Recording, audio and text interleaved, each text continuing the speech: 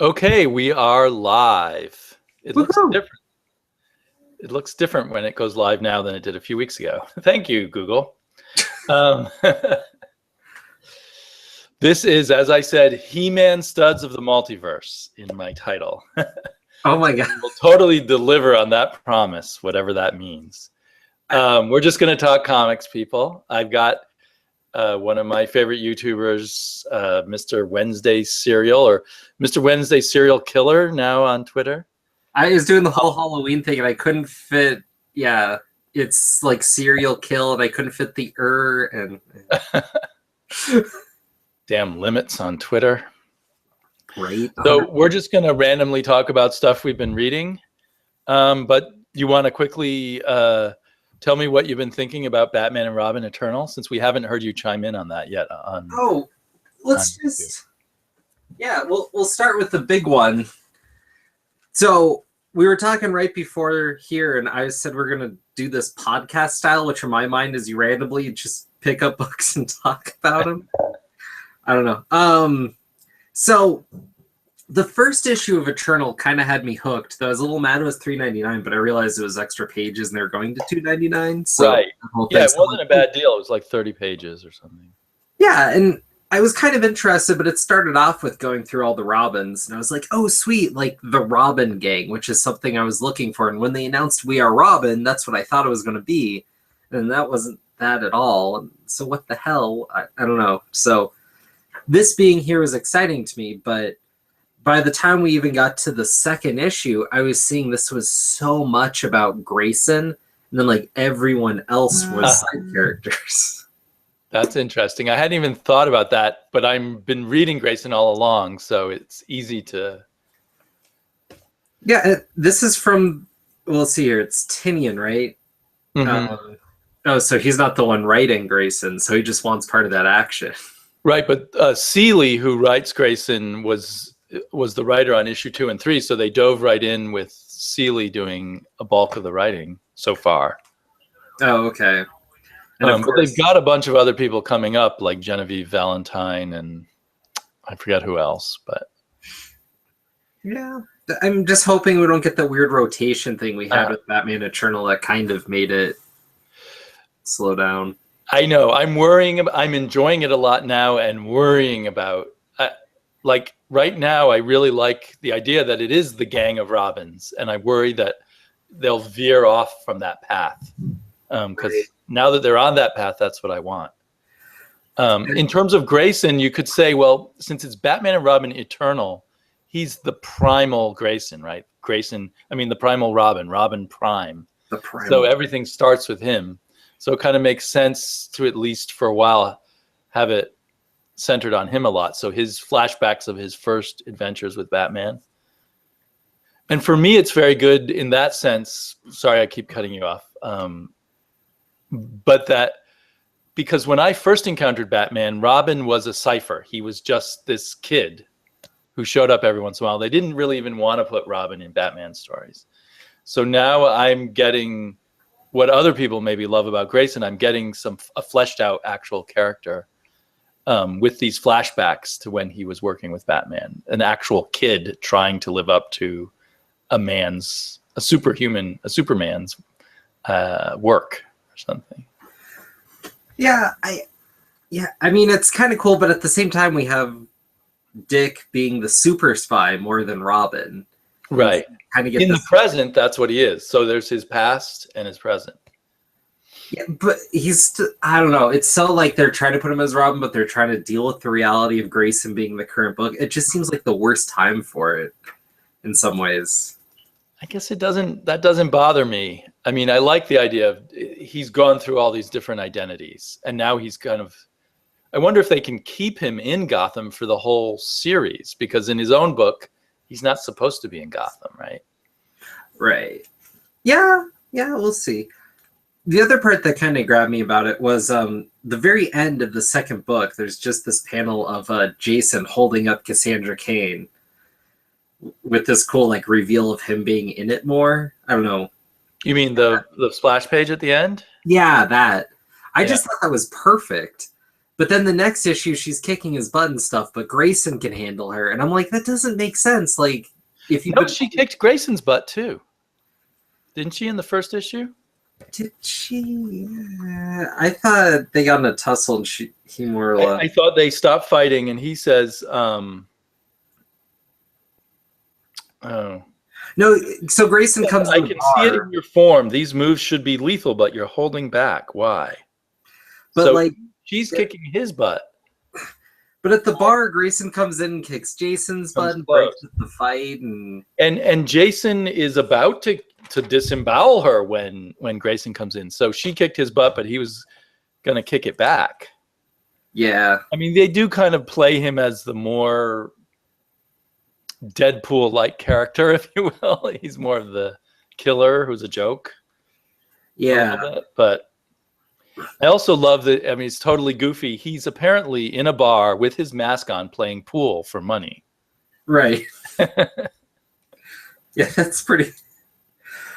I just, it's weird to me because I've been reading Red Hood for a while now, and like he's supposed to really be the best fighter. He went and got like mystical training for whatever mystical martial arts beyond Batman and all that. Like, should be able to kick all their butts. Yeah. Well, see, I've never read an actual Red Hood comic, so I don't know enough about him to know whether he's being well portrayed here or not. Well, apparently it's not continuity, so I wouldn't worry about it.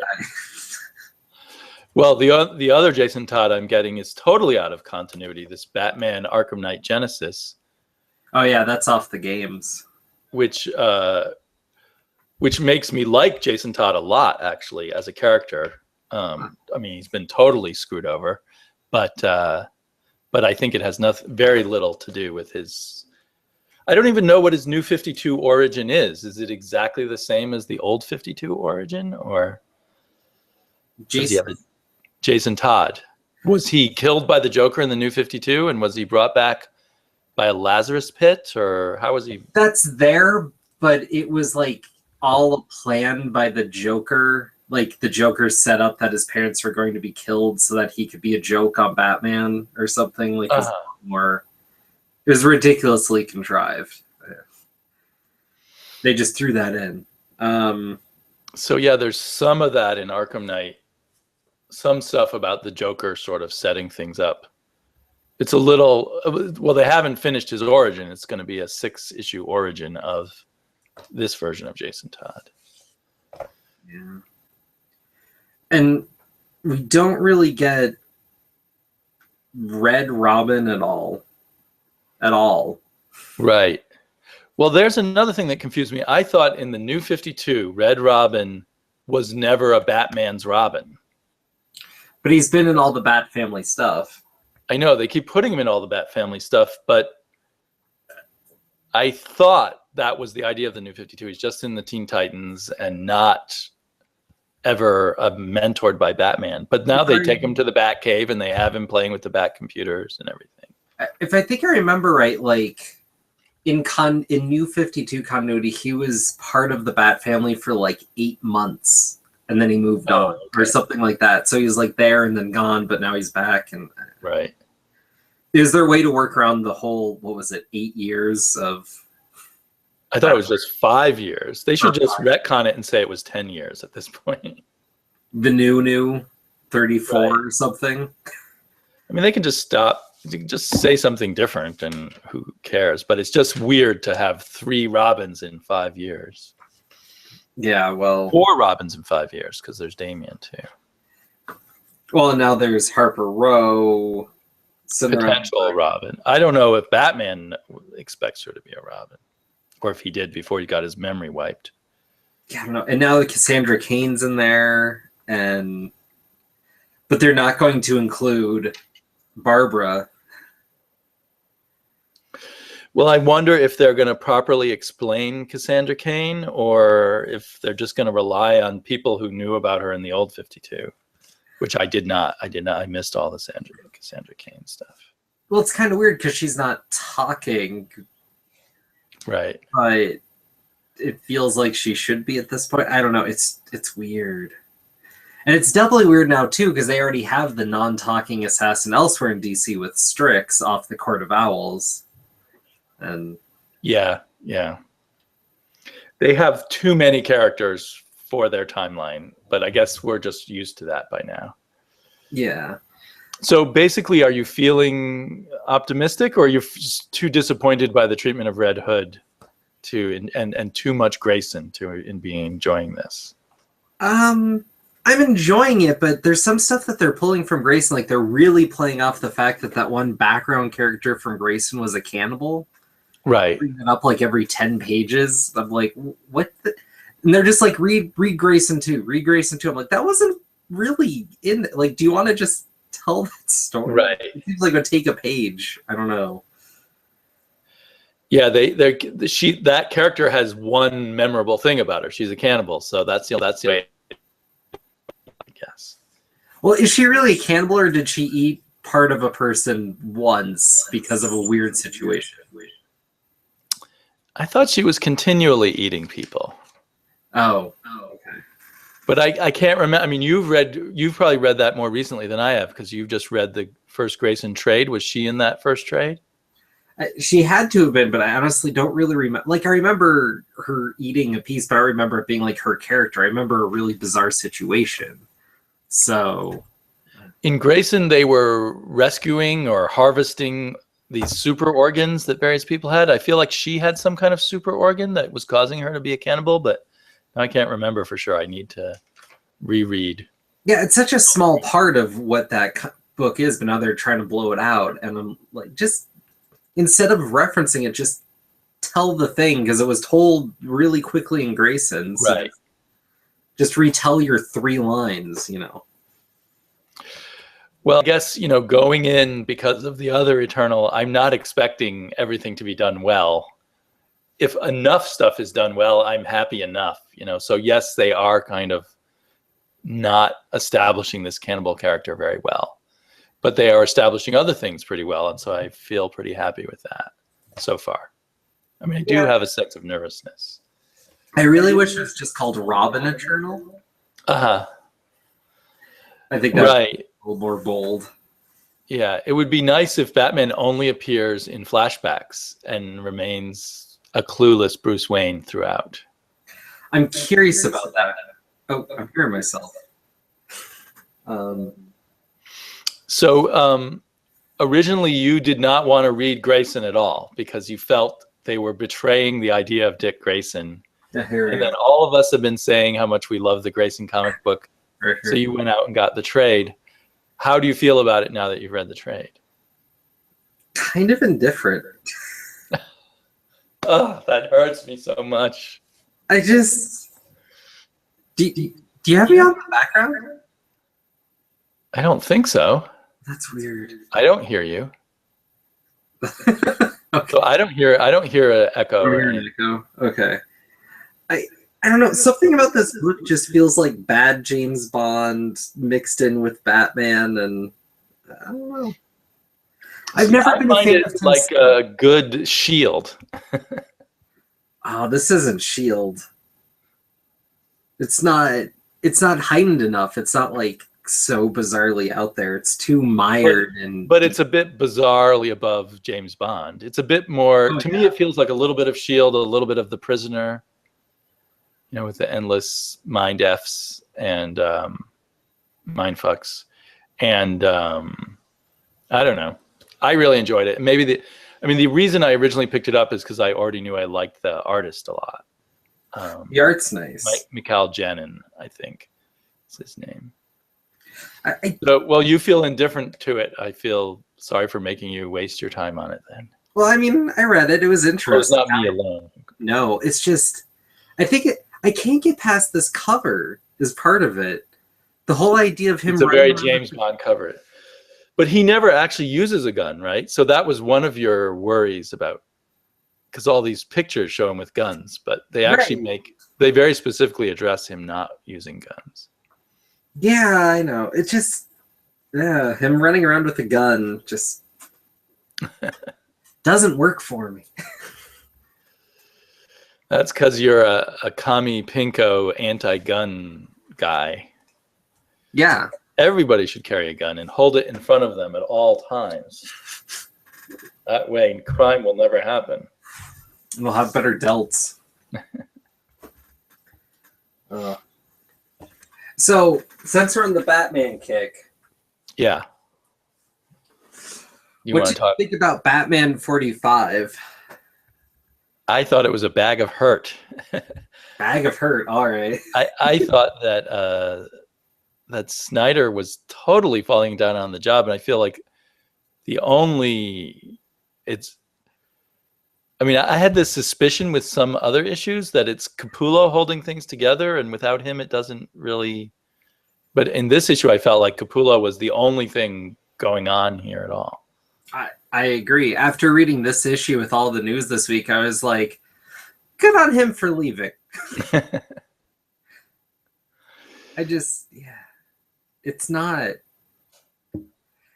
good. And I was listening to iFanboy about this, and they summed it up really well. Like, there's a moment in here where, wow, I just spaced the name. Gordon. Gordon, yeah.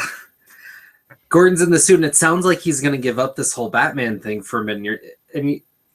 I had the same thought. I was, oh, good. Right. Good. We're going to move past this. And then it's like, no, he gets all inspired to go duty. And you're like, oh, well, that's... really? Well, there's a lot of stuff in this issue that begs the question. They were initially kind of had to talk Gordon into doing this. Why did they want him? Now they don't want him. Two, if he's so special, then how come he needs his suit to save him? I mean, there's all this stuff making us think that Gordon isn't, very valuable. Well, and it's not really Gordon. Like, I know the character by name is Gordon, but this doesn't feel like Commissioner Gordon at all. This is nothing of the magic that makes Commissioner Gordon a great character at all. He feels like he's 40 years younger. Right. He feels like he's a rookie and he doesn't know what the frick he's doing. He doesn't know how to play with all these high-tech toys, so why is he the one in charge of using them? It's just this bizarre situation. And what I think is kind of interesting is if you took this dynamic of like some people wanting to help clean up the streets in literally any other city than Gotham and DC, sure. And you put some guy who's like a highly athletic, like maybe somewhat decorated crime person who maybe had some reason to work with some experimental agency on something. And they're providing all these toys and there's a suit and they can call and do that. It could be a really cool dynamic. It could be a really cool idea on its own. But as Batman, it does not work. And if you're going to do him as Batman, I would think the most interesting thing would be an old guy being Batman. But instead, they just suddenly retcon him into a young guy. He dives in without thinking about things, and he's kind of foolish. And he's fairly invulnerable. I mean, sure, maybe that suit could have semi-protected him from the heat, but he was cooked in any case. Well, and Gordon Batman looks just kind of like an anorexic Batman. I don't know. Right. And also, why the punk look? Right? Why would Jim Gordon want to look like a punk? Or a skinhead kind of look or something. Well, because it makes him look 40 years younger, apparently. Yeah. I mean, look how much younger it makes me look when I shave my head. Yeah. And I don't know. This whole thing just is not coming together at all. It's just not interesting. Yeah, it just seems all over. It seems like it's flailing. I mean, I think that Snyder does tend to work with a plan, but his way of getting there is awkward and at times, and now has become extremely awkward wherever he thinks he's going here. Well, and the best moment I've seen with this Gordon Batman character is in Batman Eternal, where Harper Row is following him and takes him out. And there's kind of a connection between her and Barbara in the way he's seeing her. Right. But that was in Eternal, right? That wasn't in Batman. Right. Yeah. And there were some interesting moments in Detective Comics, which I started picking up again because Tomasi got on it. But even there, like there was some good stuff, like where he was achy and stuff, and he went out afterwards to a baseball game and was drinking coffee and feeling good about having protected the neighborhood or whatever. But then the Justice League come to him, and because he's the second best detective in the world if Batman's not around, and whoever said Jim Gordon was one of the best detectives in the world? I just thought he was kind of a tough cop. Right? But, a brilliant detective. I never had that impression of him before. Plus, wouldn't Tim Drake be the second best detective? Isn't that the whole point? Right. Yeah, why would the Justice League come to Jim Gordon when they need a detective? Because they need Batman because of copyright reasons. It's just... Right. Oh, well. Eventually it will be over. Well, and that's the thing, is this just feels like Snyder needs to be done with Batman. Yeah. And, I mean, 45 issues is a long, but not, like, historic run. Right. And not that it's done either, but, like, he should... Especially in an era where they're, 12-issue stories. It doesn't feel like he's done as much as someone back in the day when they would do a new story every issue or two. Totally. Well, especially with him, because there's that one that took 2 years or whatever. Right. I think it was 13 issues, actually. But then there was spaced out with some filler issues. Right. I would think the best thing for me right now about Batman not being on the scene is that it makes the Robins more interesting for Batman Eternal. So I am worrying that Batman will return with his memory back before this is over, and I kind of want them to stay in the not... Making the Robins have to figure out everything together without Batman is very interesting. It makes for the book. And you can't bring Batman back into that book without spoiling what they're setting up for the initial mystery of Mother and why Batman's involved and why... Right. What appears to be Batman shot right. a kid's parents. That's just one of those things you see and you're like, that's not him. There's some sleight of hand or something going on because there's no way. Yeah. Obviously someone else. This Mother person is starting to seem very all-powerful. Like, I mean, she can summon for a party at the end of issue 3, she can summon like 25 assassins all under her mind control to be at this party. She has huge resources, which I don't know. And I guess she's been around for 20 years and Spiral used to know about her but didn't follow up on it or something like that. Yeah, it's feeling a little contrived right now. Yeah. But if they can make it so that it's the Robins unraveling this mystery altogether, I think I'd really like it, even if there is all kinds of contrivances and convenient things happening. Well, I like the idea of the 3 of them as a team doing that, because it already works. Like, you kind of have the straight man with Grayson, you have the more out there guy with Red Hood. Right. And then you have the techie nerd guy, which you need for all teams now and anything. So right. Although it'd be nice if he had more personality. He is just kind of, I can do the computers for you guy. Well, didn't you read the little bios? He's, he likes to show off. That's his personality. All in one line. Right.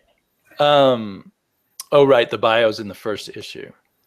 I also find the female characters in here very interesting. And I feel like, in the original Eternal, they teased us as if they were going to develop Bluebird and Spoiler, but they never really did develop them very much. So Spoiler's in there. Spoiler's in there, yeah. She's just tagging along. Let's show you Bruce Wayne's Batcave too while we're at it. Yeah, I mean, who hasn't been in there? It's part of the Gotham City tour at this point.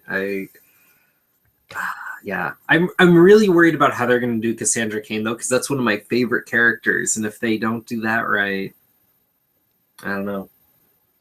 Well, you'll have to let me know, like, if there's some key Cassandra Cain trades that I could dig up, because now I'm interested in her. I'm trying to think, because what I did was I just wanted to read that Batgirl run that was hers. Mm-hmm. I just went somewhere online. I think I just got all the issues for like about $1 a pop and just got them. The hard part is one person the writer on that, or were there multiple writers?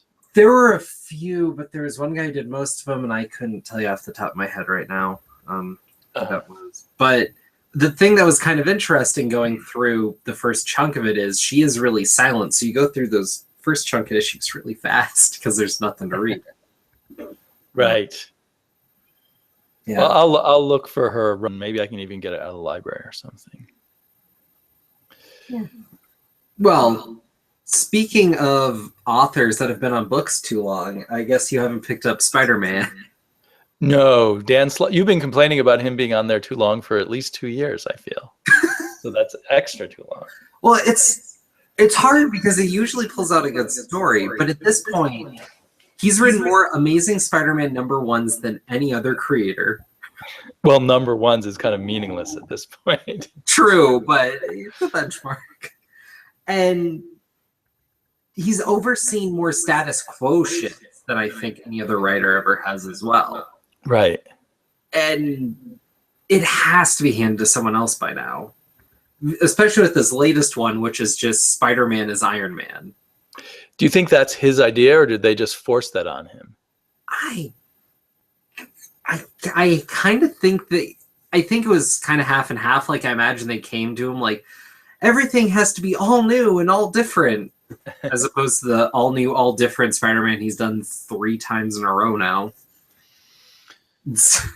I imagine they came to him and said, Brian Michael Bendis wants Mary Jane, and he wants to make Iron Man more like Spider-Man. So why don't you make Spider-Man more like Iron Man? Wait, Bendis wants Mary Jane? Apparently, Mary Jane is going to be Tony Stark's girlfriend now. I didn't hear that. I have not read Iron Man. I won't be reading it till it comes out on Marvel Unlimited, but that's what I gather from hearing other people talk about it. What? That makes no sense. Well, she has no memory of being married to Peter. Yeah, she does. She does? Oh, I didn't know that. Only her and Peter remember all of that. Oh, they do? She does? Yeah. She remembers being married to Peter and now not being married to Peter? Mm-hmm. That's kind of strange. I mean, what does she make of that? How do you wrap your head around that? And they tried to write off that continuity like, oh, they were together, they just weren't married, which if you go back and read a lot of the issues, you're like, that doesn't make any fucking sense. Right. There's an entire arc about them having like a kid and being married and like living the married life and worried about their kid being a mutant. And that was a whole subplot for a while, and that just makes zero sense. And there's a whole number of things that just don't line up. But yeah. So Spider-Man's a billionaire, but he's not like they make a point in the comic to be like, well, I'm not Tony Stark. I'm not just Iron Man. I give away a lot more of my money. I'm not like a trillionaire. I'm only a billion. Like, so whatever. How did he make so much money so fast?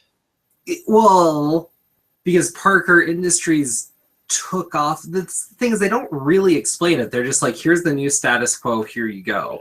He's the head of Parker's Industries, which is much like, Stark Tech. Right. And he makes a lot of money so he can do all his sci-fi gadgetry stuff and has an excuse to go out. And here's the kicker. Spider-Man is Peter Parker's bodyguard.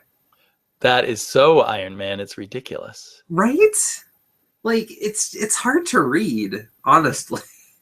And does he still live in Manhattan, or has he moved to a mansion or a compound? Or well, he has his own tower. I don't know if it's actually called Parker Tower or not, but I don't really know where Iron Man lives anymore, but he used to have a mansion on Long Island or something, and a compound. And I thought he just lived in Stark Tower. He probably in more recent years lives in Stark Tower, but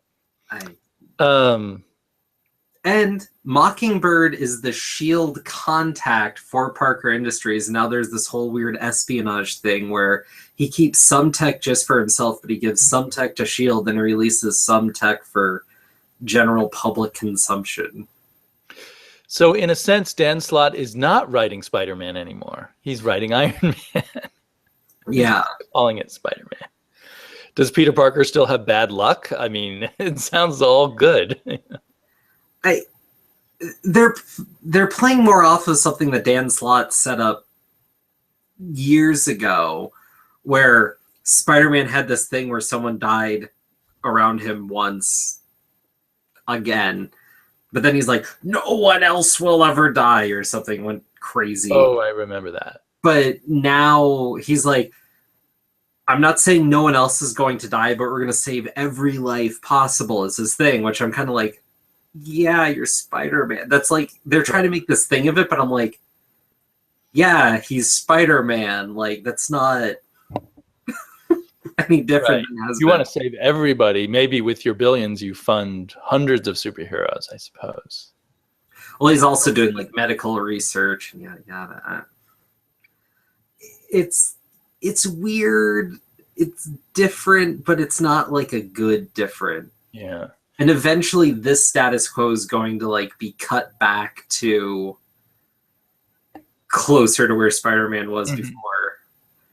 I'm just at this point I'm worried though, because when Dan Slott gives up the book and some status quo is going to inevitably be reset, where do they go? Because if you put Spider-Man back to where he was before Dan Slott got a hold of him, you're back at the Daily Bugle.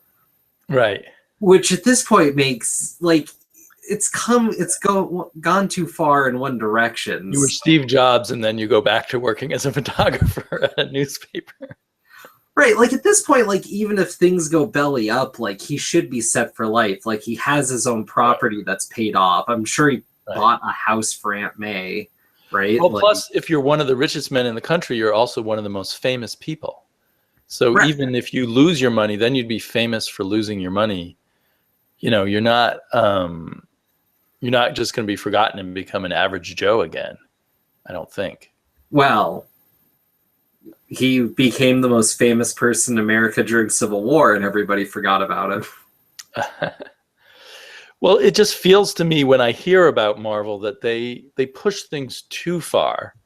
Like too fast. Yeah. Too far, too fast. Like, I mean, sure, make him an up-and-coming millionaire, but why make him a billionaire overnight? I mean, why go that far? Well, that's what kills me. Coming out of Superior, where Doc Ock did all these backhanded things to kind of make him the leader of his own company. Right. Like, he was part of a startup company, and then he was the head of it, then he was balancing all that, and it was actually really interesting in that space. And now we're just gone from all that with tons of payoff that's never going to happen now because they had to jump this shark. Right. And so now it's like, what now? And there's all this stuff with like the Black Cat and stuff that was being set up. And yeah, story-wise, it's much more interesting to be, even if you're like a millionaire, the struggling startup company rather than everything's set and you're fine. I mean, it seems like, well, I haven't read a lot of Iron Man in recent years, but they used to always look for ways to knock Tony Stark down, make him an alcoholic, or make his company get, taken out from underneath him and all that kind of stuff. So I guess they'll probably eventually put Peter through those kind of paces, at least the takeover stuff and everything. Right, but I mean, now that I'm able to see that coming, it's less interesting when it inevitably happens. Whereas with the startup, like, it was the best of both worlds. Like, he has this company side, so you're dealing with kind of him dealing with tech, putting it to the public that could be received different ways and could do different things with the position. Now it's corporate, so it's less interesting. Also, I mean, struggling money-wise, you can have that too, but you also get all the sci-fi tech and him able to have that tie in to like the Peter Parker and the Spider-Man side of things much more fluidly. Yeah, I just read a biography of Tesla with my daughter, like a picture book. I didn't really know the story of Tesla before, but he spent, decades competing with Edison and trying to prove that his ideas about electricity were better than Edison's. Yeah. So they both were competing companies, but Edison was kind of the fat cat already set up. But in the end, Tesla's way of doing it won out. But that's much more interesting, that struggle between genius inventors who own companies. I don't know what that just popped into my head. But No, that's great. It's like we're learning something from all these comics instead of just looking at our fantasy. It would be interesting. Maybe they're heading this way to have Stark and Spider-Man compete on the corporate level, and then that could tie into some kind of conflict on the superhero level or something. Civil War II. This time it's financial. There's gonna be a Civil War II someday. You know that. If you're still reading comics when you're my age, you will have read at least Civil War III by then. Oh, you're right. Yeah. Okay.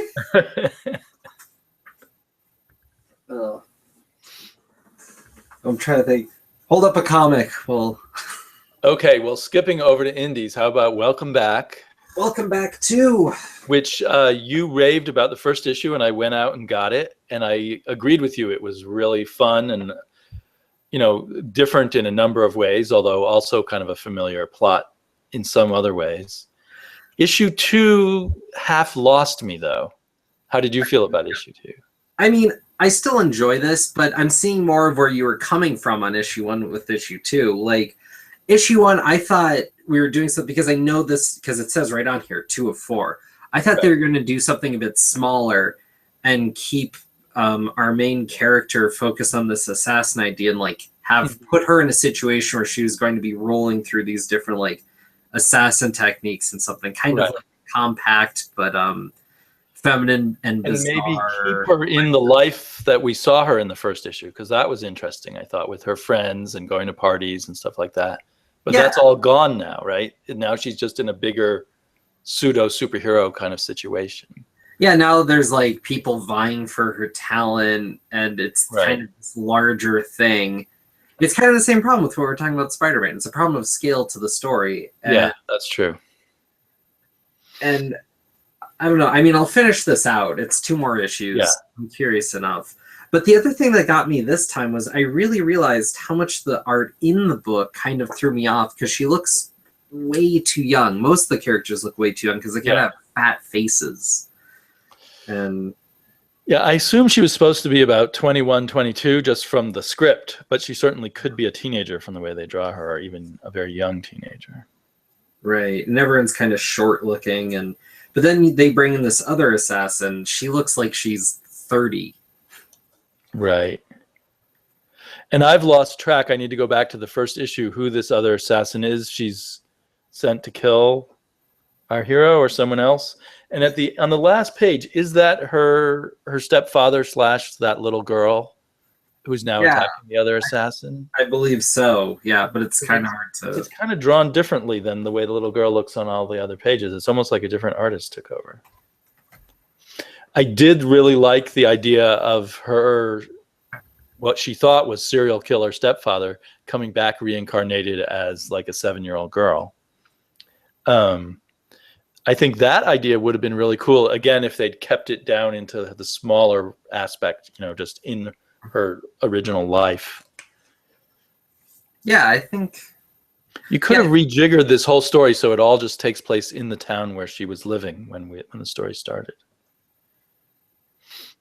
Yeah, I don't know. Yeah, I think if you just keep it to a small conflict, keep it concise, then it would work better than if you wanted to continue with the idea later. You can go to more of this agency deal and kind of grow it out, but it just it hasn't had a chance to breathe yet, so it just feels congested with all this other random stuff. We just kind of want to see her kick some ass. We haven't really gotten there yet. I wonder if he's trying to cram in, what he might have done in 20 issues in 4 issues, because this is his shot to put together this story. Yeah, possibly. He was the writer on when Kelly Sue DeConnick left, he was the writer on Ghost at Dark Horse. Oh. And I read, because I was reading the DeConnick issues, and then I read a few of his issues, and I always felt like I could see that he had good ideas, but that I felt like he wasn't presenting them that well.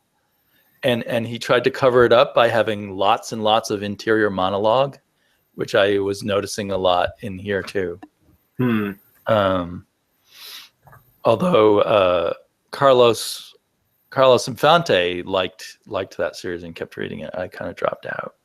But I always thought, I don't know if he even got to finish Ghost before they canceled it. Well, and with Ghost, maybe more than this, I feel like that's more of a sci-fi thing, where like some people are reading it more for like the crazy ideas that are happening than like crafted storytelling, I guess. Ghost was kind of like a Buffy kind of thing, and this is a little bit kind of like a Buffy kind of thing. Yeah, pithy girl. Well, we're living in a post-Buffy age where that was a big deal, so... Right, girl with supernatural abilities of some sort. And sass. Trying to figure out what her destiny is and her place in the world. I'm just trying to look at comments. We do have comments here. Let's see. I confused some people by thinking we might talk about He-Man comics, and I was just goofing around in the title of it. Oh, no. I own one He-Man comic, which I enjoyed, but I don't normally get He-Man comics. Kevin Comics asked if he could join the Hangout, and I think I'm just going to say no because I have trouble handling Hangouts with multiple people. Gore Vidal says, having watched your Batman videos, including the Snyder run, I wonder that if instead of turning Gordon into an Iron Man-like Batman, Iron Man's kind of the theme of the night, I guess. Why didn't Snyder do what Frank Miller did in Batman Year One, where Jim Gordon is a good and honorable police officer? And that story would be finding out what happened to Batman. The only other option would be my Harley Quinn storyline. Just kidding. He has some elaborate Harley Quinn storyline that he wrote me about, but probably. I would like them to play with the ideas about what Jim Gordon was like in Year One, but it doesn't seem like there's any connection with Year One. Well, there's not anymore, because after Year Zero, Gordon was barely in it and barely that character. No, I think that's a good point. I think that's kind of what we're saying. Like, Gordon's supposed to be this like hard-boiled cop, and he's not. He's not Gordon the way we know and understand him, which is more interesting than what we're getting. It's not that it's different; it's that it's less. I think he's become Scott Snyder. This well-meaning guy who's doing his best and kind of bumbling around. I'm sorry, but I honestly I think Scott Snyder has a certain character, and he's a nice guy, and I'd like to be friends with him, but that kind of sneaks into all his characters. Then Gore Vidal says, the Spider-Man story just described is the reason people hate comics. Mary Jane in a menage a trois? What is this, Jules and Jim? Hey. Jules and Jim is a famous movie about a menage a trois by Francois Truffaut that everybody saw in my generation at college, but I don't know if people still watch it. I haven't heard of it. Yeah, that's what I thought. It was an art house hit from the 70s. I'd be in a menage a trois with Mary Jane, but that's neither here nor there. I'd be in a menage a trois with Mary Jane and another woman, not with another man. But that's just my own prejudice. That would be funny if they kind of played with the idea of a menage a trois between Tony Stark, Mary Jane, and Peter Parker. At this point, I mean, I bet those billionaires like to share girlfriends. Yeah, no, I think it makes sense. The seduction of power and money. What, since I haven't followed it in ages, Mary Jane used to be a model and wannabe actress. Is that what she still is? She was still a supermodel. Then she ran her own nightclub and was modeling, I think, or was going back to it. Or I don't think. What went wrong? I mean, I can understand her being a model, but she should not be a supermodel. She should be struggling. I mean, the whole Spider-Man thing is everybody is struggling in life, not having life easy. No, she was a supermodel, and then I don't know. It's no wonder I stopped reading Spider-Man sometime in the 80s. I mean, but obviously there's been good Spider-Man since then because you started reading Spider-Man much later. Yeah, I didn't start reading till, much later than that. So, but I mean, most of the stuff that people really love was in the 80s, and I understand why. And it's different than then, but so is everything. Right, everything is different.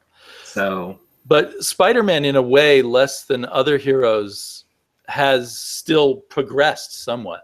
I mean, they keep knocking most heroes back down to their origin, but no one ever tries to make Peter Parker a teenager again. I mean, they did get rid of his marriage. Well, they do, though, in some ways. There's always, like, some other Spider-Man that's, like, a teenager. Like, now they have Miles. Right.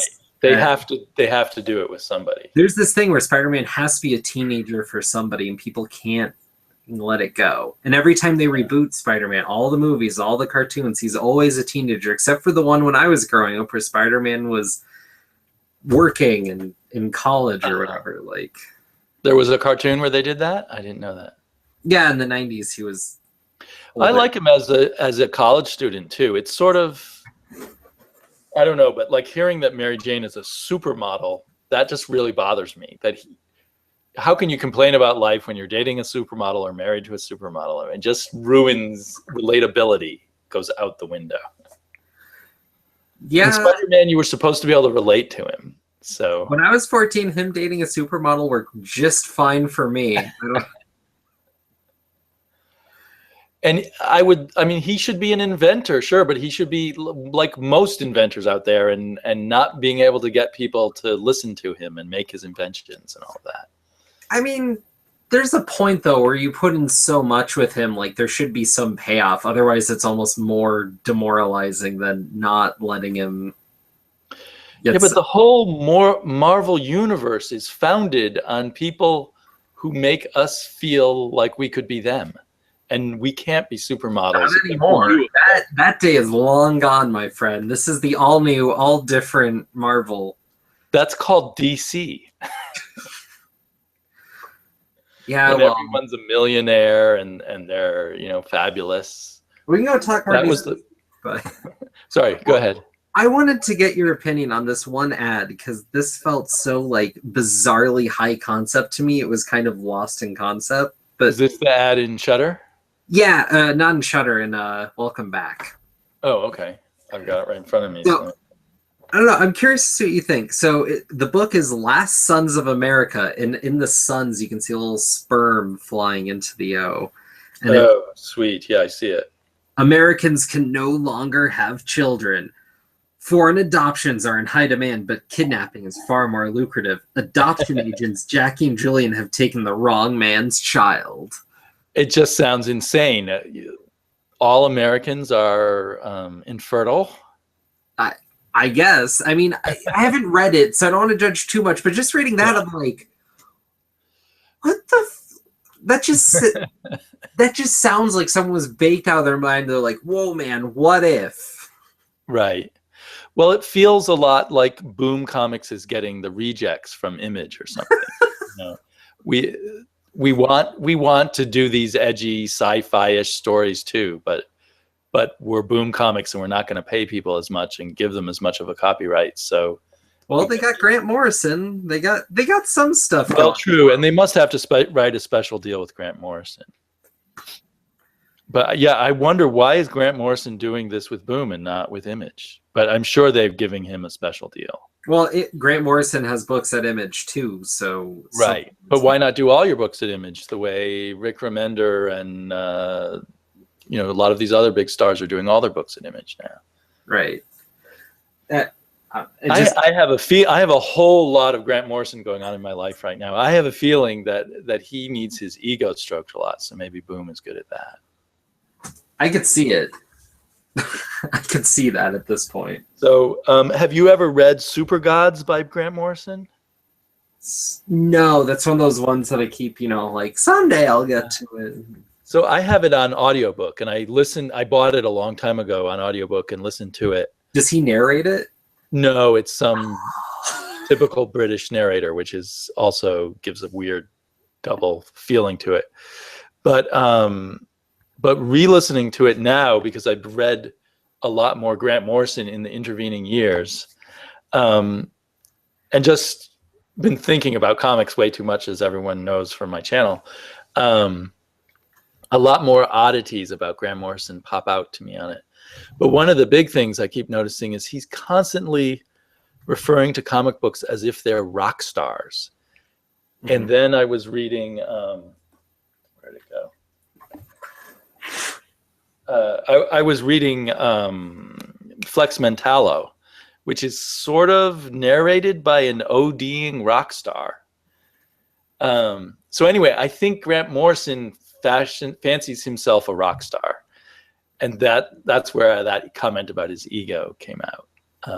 I have no idea what Grant Morrison's actually like in person, so I only know him. I've seen him in a couple documentaries. Like, he definitely has a personality. And when they were interviewing other notable comic personalities about Grant Morrison, they all kind of had the same opinion of, oh yeah, Grant Morrison. Like, cool guy, but has a personality. Like, some weird thing. Copy of Flex Mentallo. I was waving it at you before we started, but now I can't see it. The other funny thing about in Flex Mentallo, the ODing rock star, who apparently spent his childhood drawing comics rather than practicing guitar, but the ODing rock star looks just like the character in his most recent book about an author whose character comes alive, and Annihilator. He looks exactly the same. It's funny because in interviews, Grant Morrison said the character in Annihilator is nothing like him, which I laugh at. I believe it. I don't think anyone's like Grant Morrison. Well, but the character is so like characters in so many of his other books. Yeah. So I feel like the artist in Annihilator purposefully made the character in Annihilator look like this character in this rock star character. Well, there's not good pictures of him right here, but anyway, maybe I'll get you to reread Flex Mentallo and we could discuss that. Yeah, if you want to talk about it sometime, I'm willing to reread it. I'm sure Howler Mouse would know a thing or two that I would never be able to conjure on that book.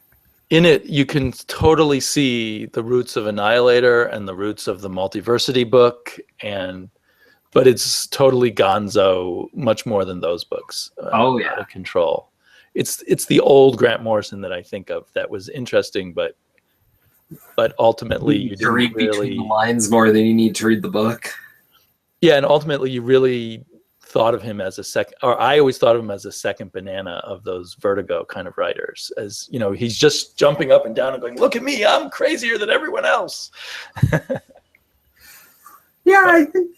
You know, oh, Alan Moore is a shamanistic magician. Well, I have all these kind of magic powers too. Yeah, I mean, I'm being really mean to writers tonight. No, I think it's fair. I think there's something about the way Grant Morrison writes that if you're not like fully versed in what postmodernism is and means, like even from a literary standpoint, I don't think there's anyone more that is a postmodernist writer than he is. Like, you need to understand it, and you need to understand the language of comics and the history of comics in a way. And it's just...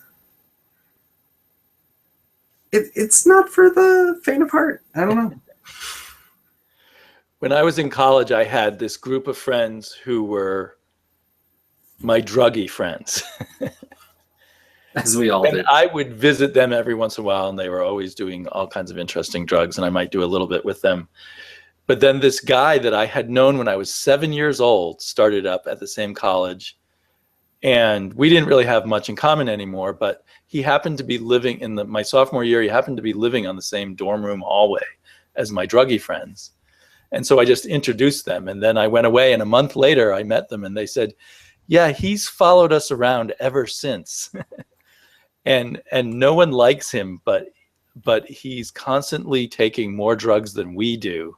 And so to be part of the crowd, he was just like being like them, but 3 times as much. Grant Morrison is probably not that person, but I almost get that feeling about it. But anyway, and his obsession with wanting to think of comic book writers as rock stars is very funny to me. Well, comic book writer that I thought was a rock star, but now I'm not so sure about. Ales Cott. Alex Cott wants you to think that he's James Joyce, or what's the person? Not James Joyce. But that works. He's got a great cover artist. That's fair. Yeah. 2 issues here. I think the covers keep drawing me back into this book. I think it's the same artist as does the interior, but he does the covers in a different way. Yeah, well, God, if the whole book was drawn like this, I'd probably stay. Yeah, here's the interior for people who haven't seen it. It's nicely colored, and the art is kind of minimal in a way, kind of sketchy. It's not horrible, but it's not enough to hold up the book or anything. And the way the spacing is on the panels is my least favorite. You're right. It just feels wrong. It's The narrow little clinical. lines. It's too clinical. I don't even know Yeah. much how to talk about Wolf. Well, so it's supposed to be kind of a supernatural detective story deal, but Right. we're in the middle of still the first arc. And we haven't seen our main character, who's Wolf, Right. Do much detecting or anything professionally. Everything's been personal. Right. Everything has been on this bizarre plane. I don't understand how he makes a living. I don't understand how this world works, really, still. He's And doing a job for some rich racist, but I don't. And does it have to do with but he's handing over black. this girl to her? But the girl just sort of showed up on his doorstep. It's not But like he he got announced very them. connected very fast because it's a hot young blonde, I guess. Well, I think she's a little too young to be a hot young blonde, isn't she? It depends on how those werewolves roll, I guess. I don't know. I mean, in pictures, she's drawn to be like 10 years old or something, I think. I didn't get that. Oh, okay. She has no breasts that I can see. Well, they're in LA, right? Although I got kind of confused. Is there, was she a rock star or a pop star? Or is that someone else earlier on in the book? You know, here's the problem with the minimal art and the way that the characters aren't well defined or anything. I don't know. Like, it just doesn't work, and they don't use their names enough. And I don't know. This book has lost me so many times, and it's bizarre because I picked this up because I really like Zero, and Zero is this bizarre comic that's pulling in all these influences, all these great ideas, and all that. Wolf is just falling flat on its face, and it's so. If I didn't know and you told me this was the same writer, I'd be like, "There's no way," because one's so well crafted and is designed around different artists for every issue and doing all this, and this is just poor art choices and not well scripted, not using what the artist does well much, because there's next to no action in this book for something that needs action to be going on to flow. And I don't know. It's one of those things where, I feel the writer has a story in his head that he's not quite getting onto the page. And I'm supposed to. Now, I know that Millie Akers really likes this. I'd love to talk to her and get her take on it, but I don't know if that will ever happen. But anyway, or I'd love to hear her talk more about it. And maybe I just have missed where. I know she likes it a lot, but I keep picking it up. I mean, I've picked up 4 issues. And now I hear there's going to be Millie told me there's going to be a new artist on issue 6 or issue 5. This was issue 4, so I guess issue 5. So that might change it. But I don't know. I think I'm going to bow out. Yeah, I can see that. I mean, I definitely have been thinking with every issue, maybe I should bow out. Yeah, I think there is something about the art style and the coloring that I've liked that has helped me through it. And I almost like that there's kind of this lazy unfolding of the story. Like there's something pleasing about that. Like I think if Alice Cott did this book, but just did it a little better, it would be really good. And maybe that's why I've stuck with it. Hoping he'll get his act together. America is telling me that he knew issue 1 he was overbooked, so I guess they're looking for a new artist right away, which seems a bizarre way to start a book anyways. Wait, he knew by issue 1 that he was going to be leaving the book? Yeah. Well, maybe when you're doing an indie book like this, you get whatever artists you can, and then I don't know. Yeah, that's just weird. Maybe they'll keep him on doing the covers. I mean, he obviously has a real talent for covers. It's one of those books I can't put my finger on why I've kept reading it for 4 issues, but there's something. Well, I know why I did.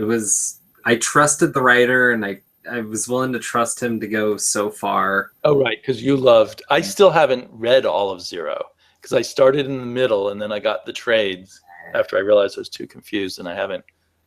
It takes so much energy to go back and read everything in a row, but I've Here's been one of meaning those to go books back to too it. that I kind of have to be.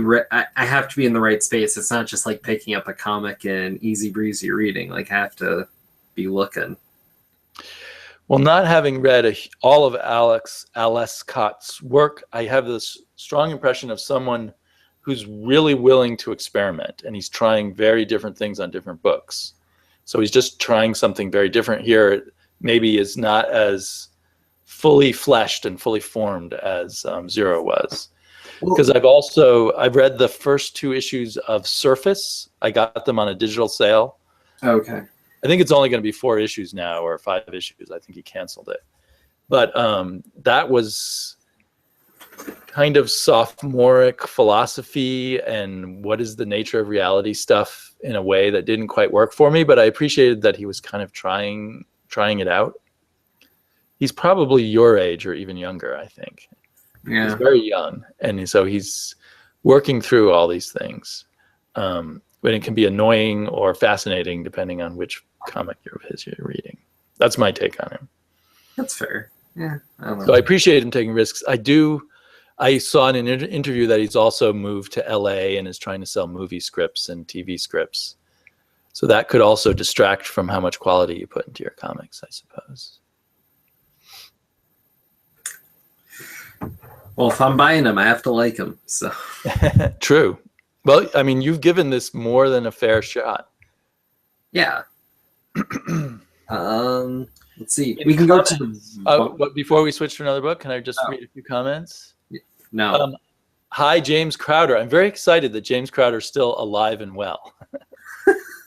James and I started doing videos at pretty much exactly the same time, but after he had a baby, eventually, I think exhaustion took over and he stopped doing videos. So I'm glad you're still out there, James.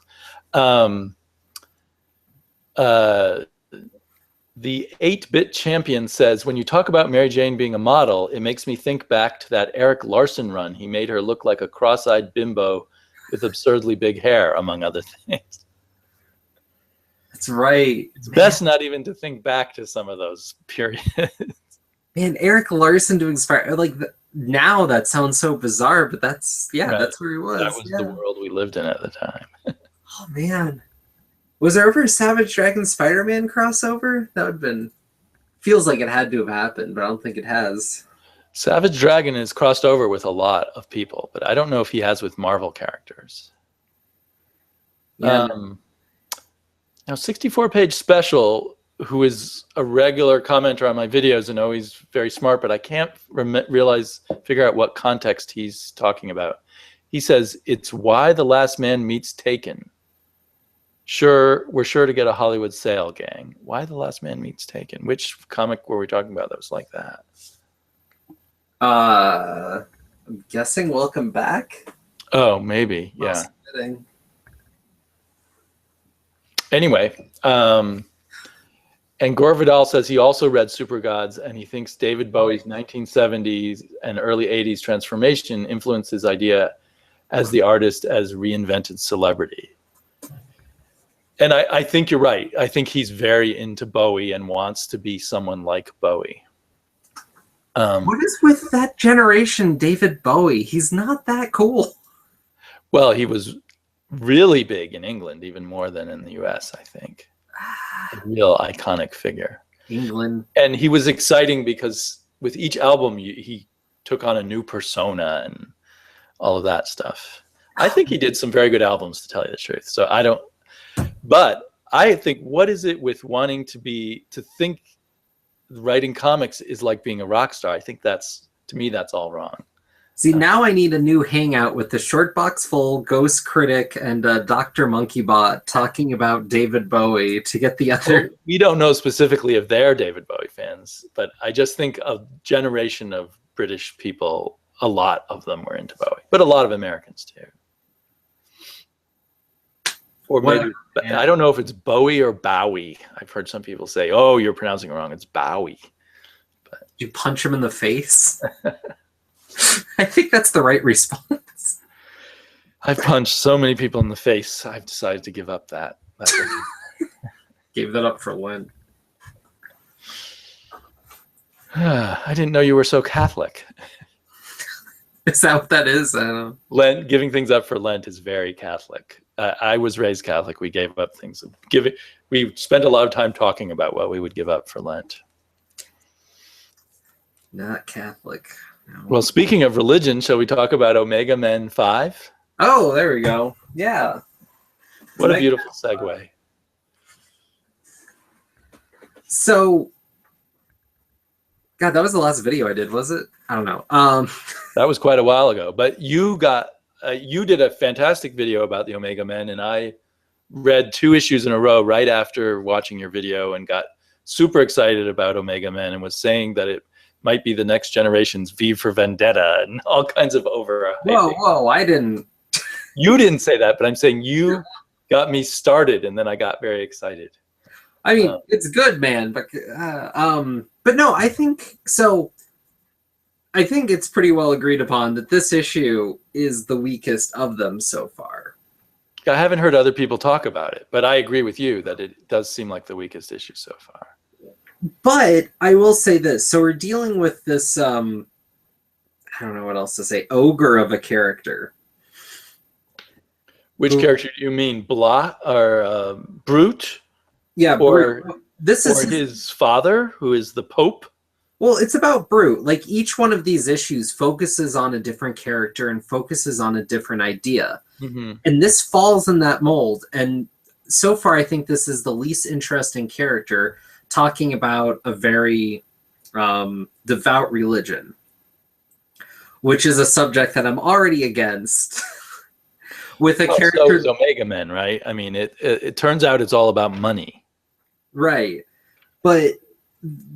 this character in particular, like this alien race talks funny, like they're thick in the head. Right. They're talking like Bizarro or something almost. Yeah. And just bad grammar. He is being once again my son. Yeah. He was maybe Brute, yes. The end is not being here. Like, it's like badly translated English. I don't know. It's one of those things that I know what they're doing. I know what they're trying to evoke. But it's supposed to signify they think a little bit differently than we do. And so their grammar is different, but it's not very effective. A little less than we do, I think, is what they're trying to portray. Yes, but they seem to have, they seem to be as smart as the Vatican or something. Yeah, that's what I'm saying. You're saying you're smarter than the average person at the Vatican? Yeah. I don't see any problem with that.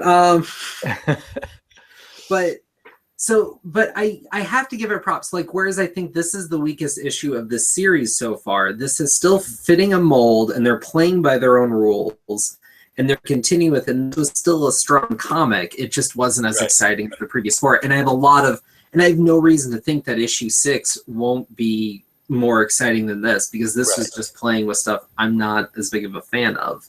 But it was still apt, and it still worked, and we're still developing to a grand goal here. But I'm really hoping with the first 4 issues, I felt like there was something being done here that I haven't quite seen in comics before, with this certain kind of formal structure going on.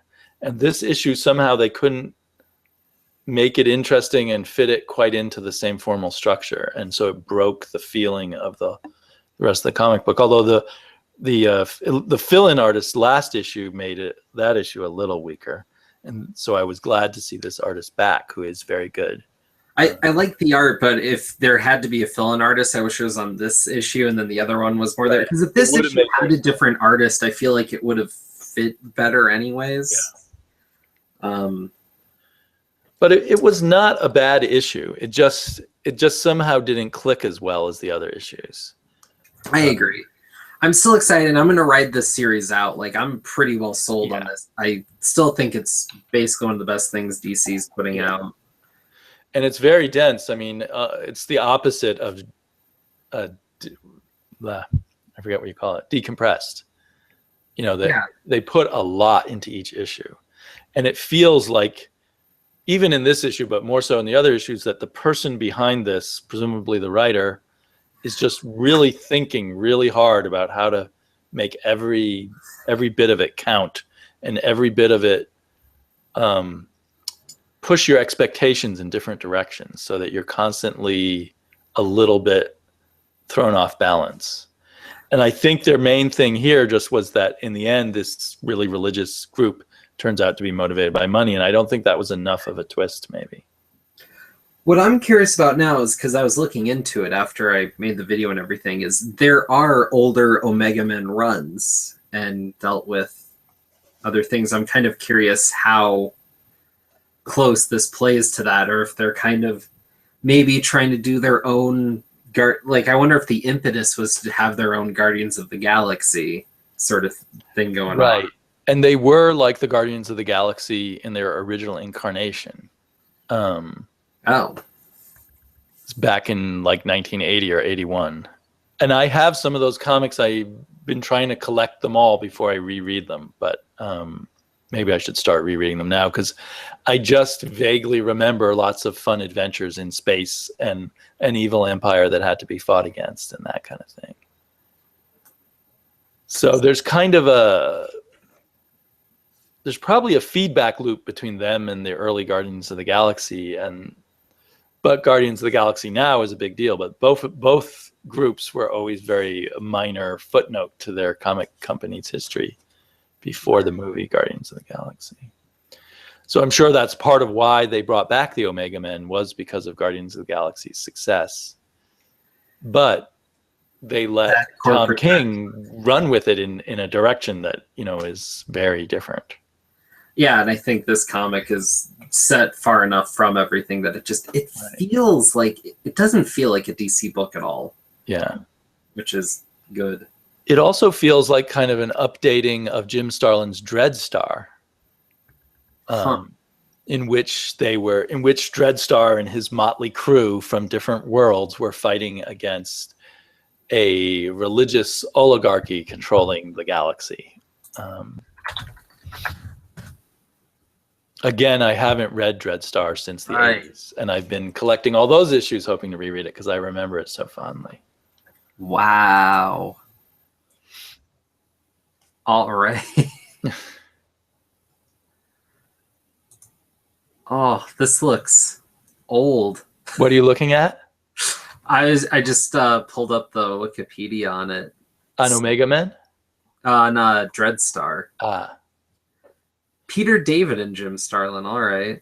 Well, Peter David was brought in later when it got kind of tired, and I haven't read much of the Peter David stuff, but I think he was just a hired hand to keep it going, keep the franchise going when Jim Starlin wandered off to do other things. It was an early creator-owned thing. It started at Epic Comics and then moved to First Comics or something like that. Yeah, it did. And then Malibu. And then it was on Image, I guess. Was it at Image too?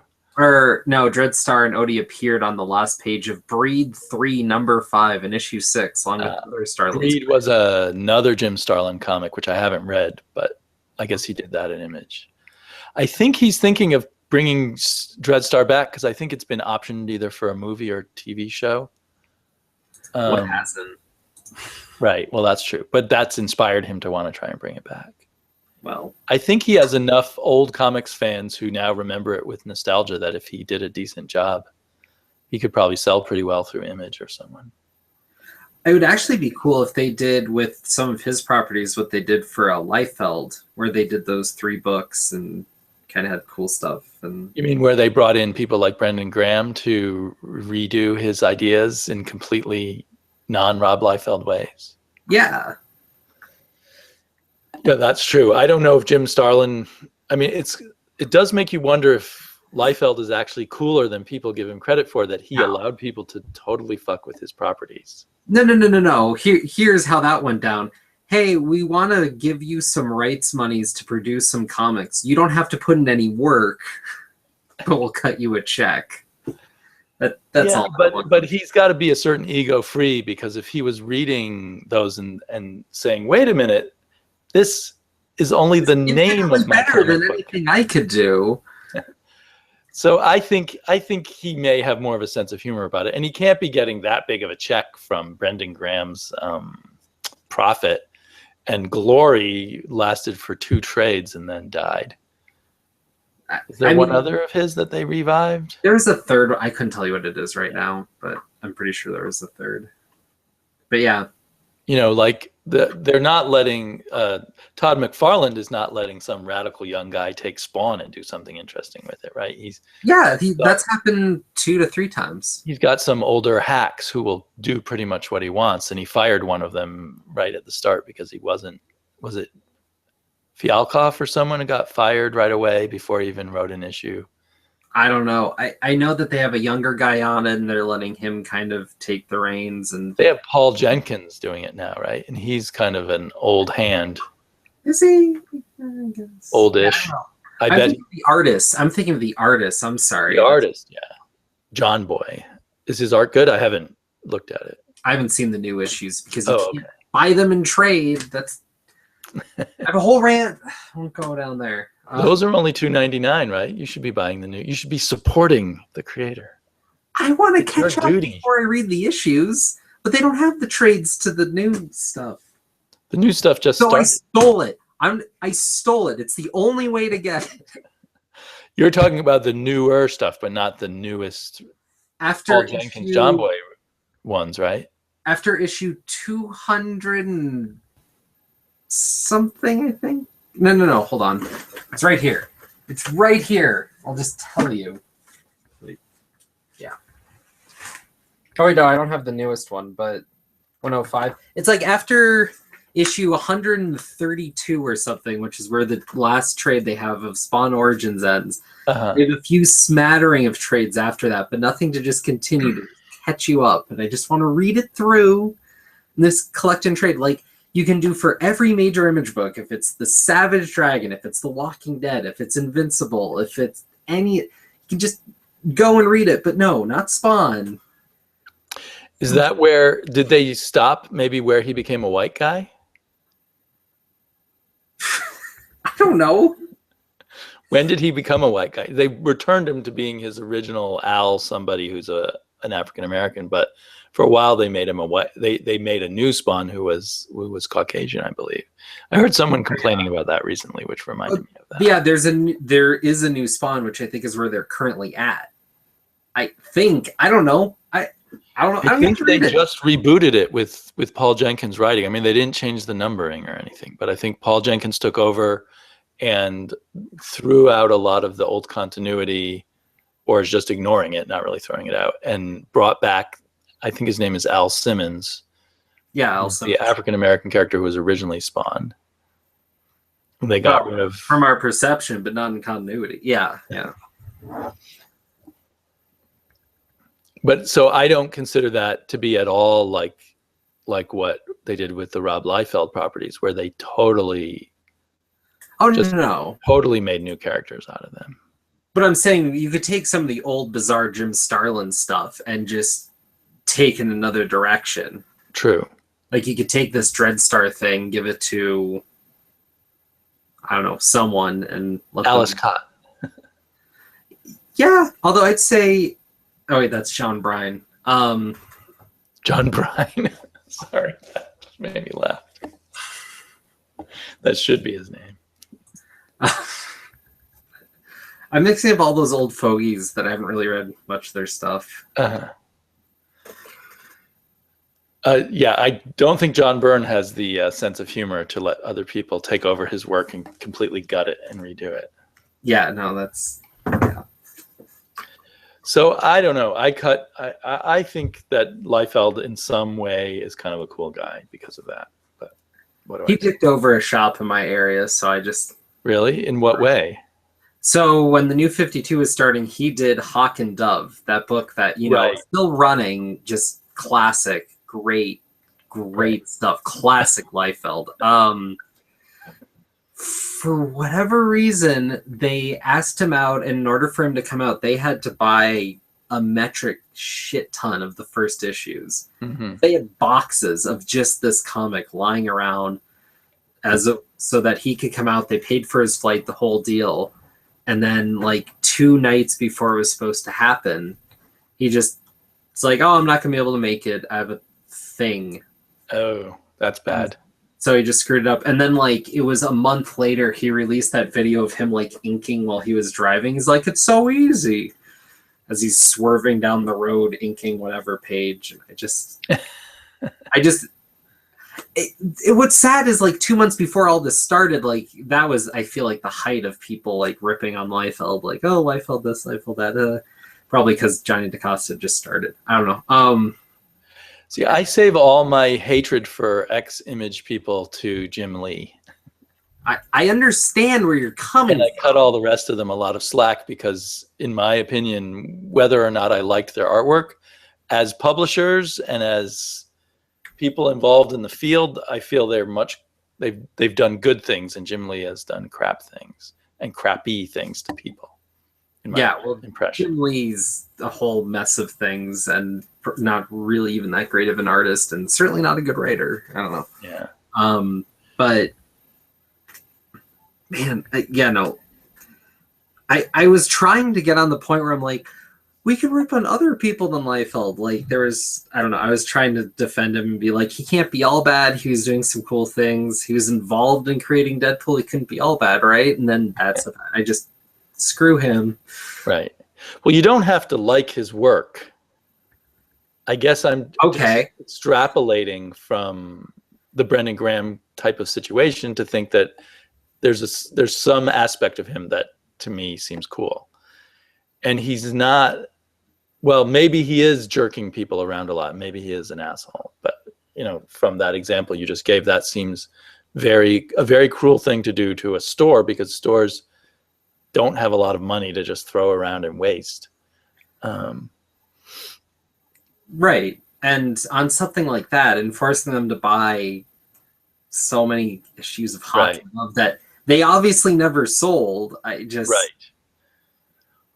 That really does suck. Now, maybe he just, I don't know.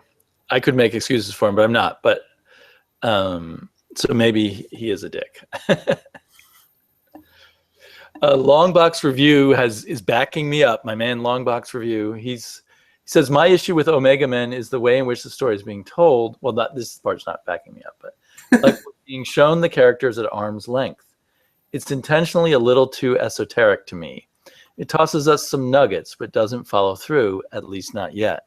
So I've been feeling that it's like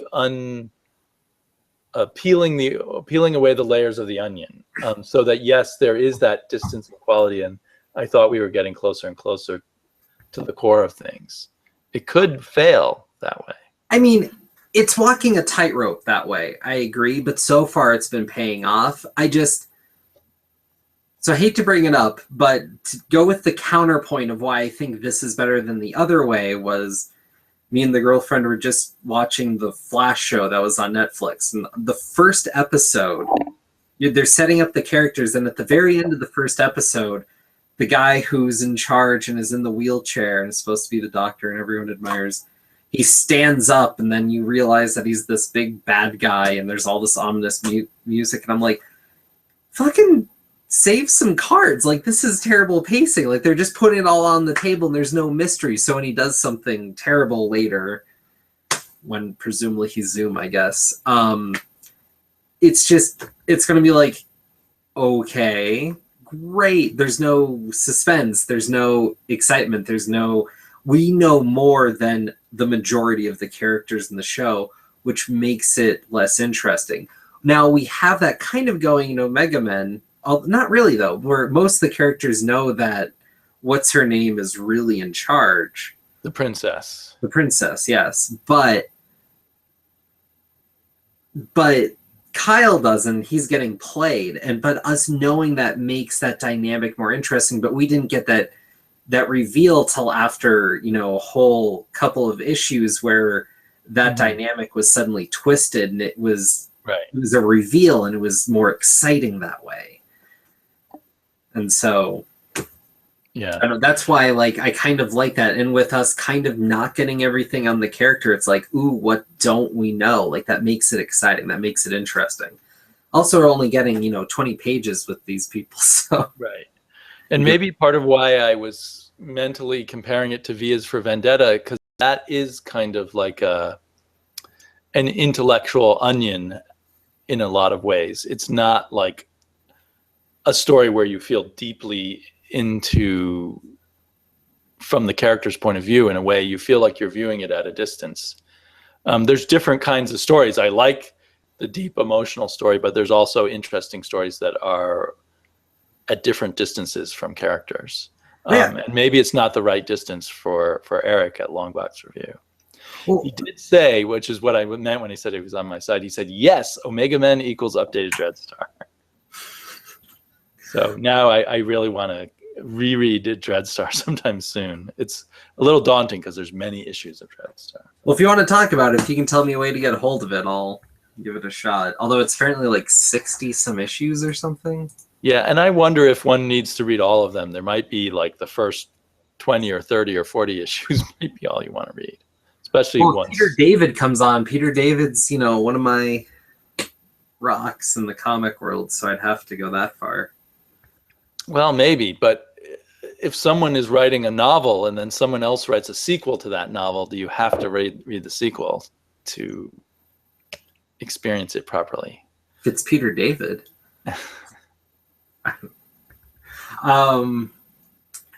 Yeah. Okay. So how do you feel about those dirty Canadians? I would like to be a Canadian, so I don't want to. I would like to. What sort of traitorous talk is that? That will get you shot.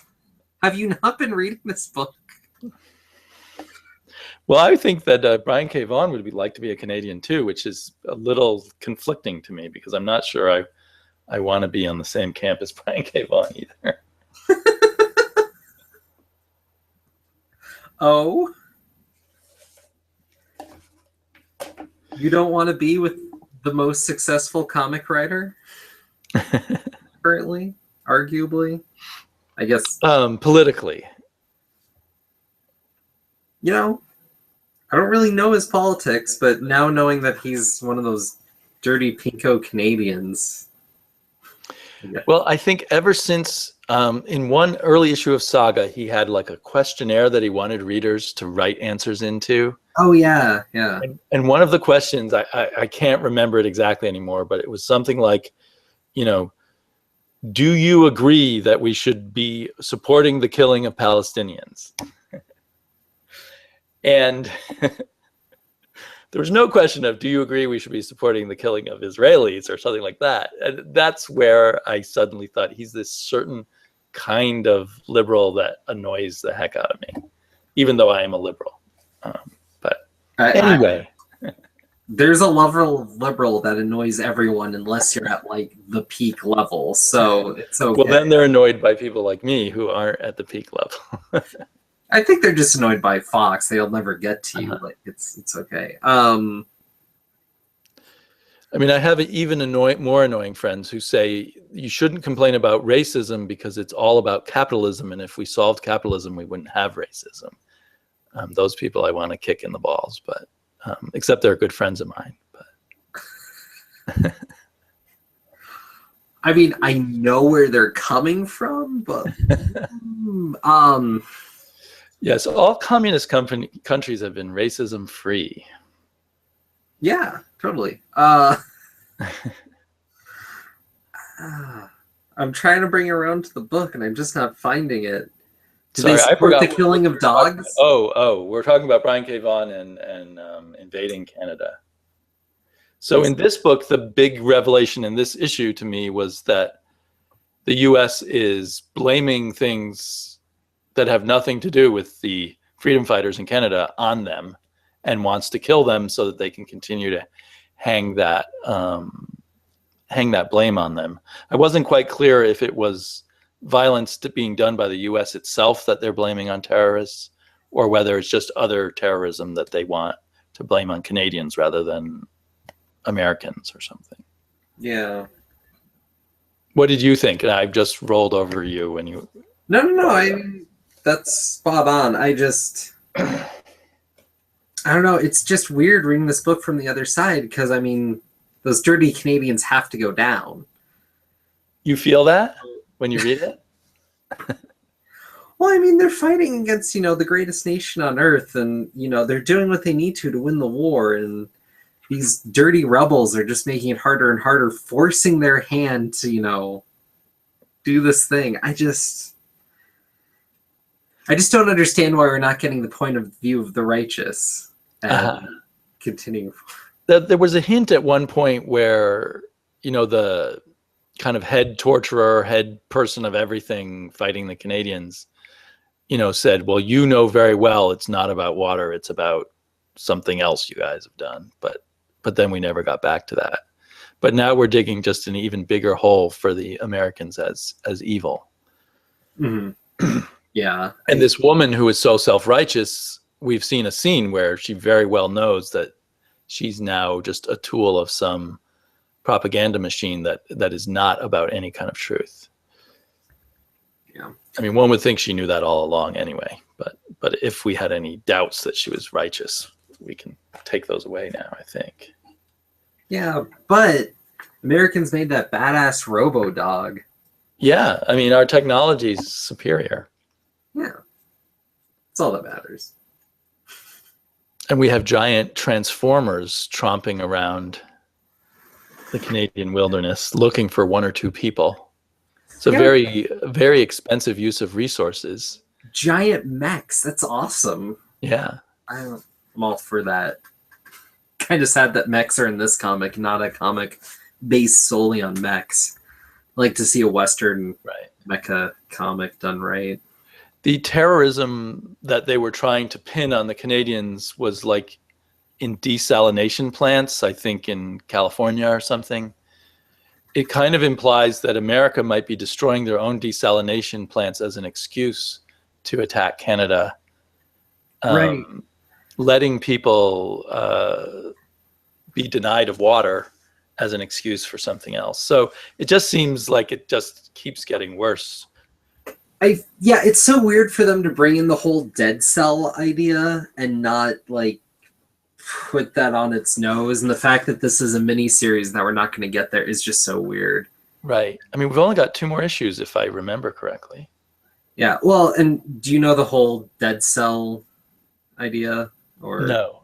What's a dead? It's been used in different, I guess I want to say spy stuff, most notably to me Metal Gear Solid, where sometimes it's a different name, but it's a US funded organization that's like black ops stuff that is made to act and look like a terrorist cell to do certain acts so that America will respond and like so that they can have funding and do things to fight the actual terrorists. But of course it always goes awry.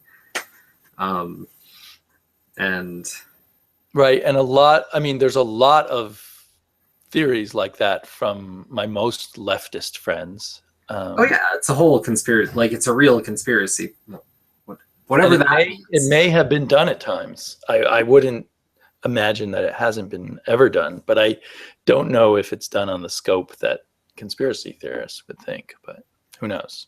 Yeah, no, well, it's, that whole deal. So, I mean, I may be completely guilty of not wanting America to be as evil as it is, and I don't know. Well, and also acting like some of the weirdo gonzo stuff that happened during the Cold War is stuff that continues to happen day in and day out is bizarre. Well, certainly, I mean, there's just the whole endless pattern of supporting bad dictators because they're against communists, and then us having to take them down later. Which is just an incredible mess that seems to have been going on since I was born, if not long before. Yeah. And then there was the other new Vaughn book, Paper Girls, which everyone was raving about. I don't know, did this one grab you? I don't think everyone was raving about it, but tell me what you thought before I dig in. It was interesting, but it felt like this small town kind of human story, and then kind of the very beginning and the very end, we get this kind of otherworldly, like bigger, more out there stuff. And it just felt a little like, what was the rest of the book then? Like, Right. I don't know. I'll read the next one, but I'm not super impressed so far, and I don't really know what to make of it yet because I feel like we really only got a few pages of the book and a whole lot of character development that may or may not matter. Well, it seems to me a lot like a Steven Spielberg movie and Stand By Me and various other things like that. I think Stand By Me is a better movie than the Steven Spielberg kind of thing on the level of the child characters in Stand By Me had issues with each other and they had issues to work through. And in a way, maybe again, because of his politics or maybe not, all the female characters in Paper Girls have to be untouchable in a way, at least the way they're done so far. So there's bad cops, there's bad teenage boys, and I'm certainly not saying there aren't those out there. But the girls are all wonderful band of brothers, band of sisters. So I feel like there's no edge to this at all. Well, they have their weird group dynamic with the one that's smoking and is the, cool kid on the block and our main character. I don't know. It's just...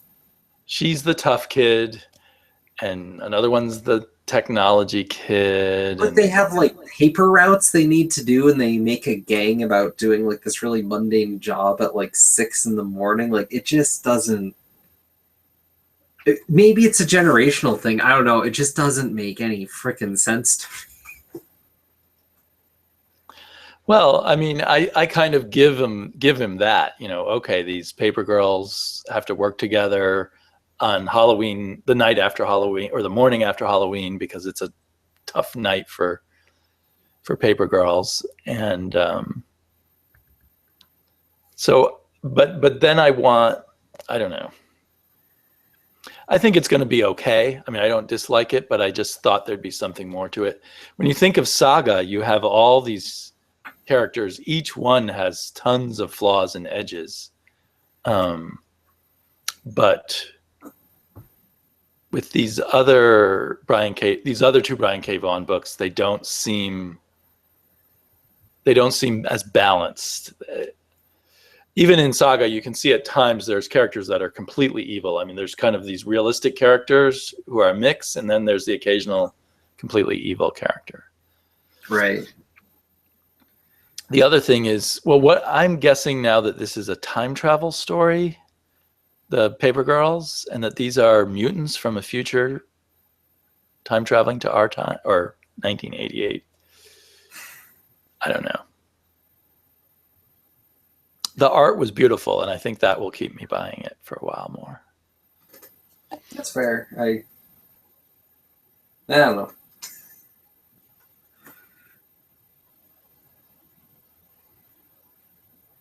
"64-page special says Liefeld was palming off characters to other creators more or less from the start.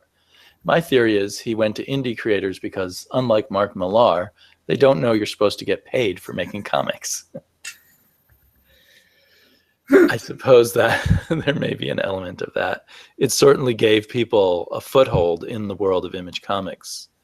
Both the writers that I know of who did these Liefeld updates now have other books going, like Shutter and 8 House and Island.